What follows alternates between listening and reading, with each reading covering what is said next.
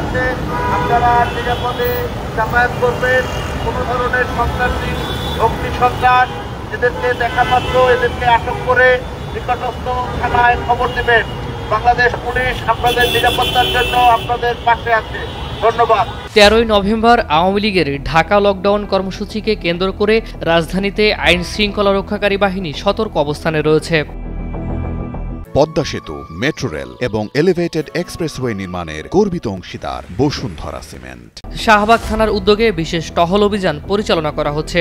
নিরাপত্তা জোরদারের অংশ হিসেবে টহল দলটি শাহবাগ থেকে যাত্রা শুরু করে বাংলা মোটর হয়ে কারণ বাজার পর্যন্ত টহল দেয়। নিষিদ্ধ সংগঠনগুলোর কোনো ধরনের নাশকতা প্রতিরোধে পুলিশ সদস্যরা সর্বোচ্চ সতর্ক অবস্থানে রয়েছে।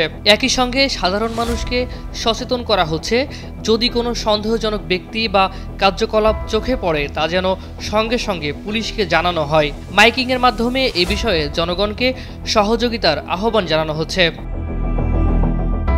পুলিশের টহল গাড়ির পাশাপাশি মোটরসাইকেল যোগেও টহল দিচ্ছেন আইন শৃঙ্খলা বাহিনীর সদস্যরা, যাতে পুরো এলাকায় শান্তিপূর্ণ পরিবেশ বজায় থাকে।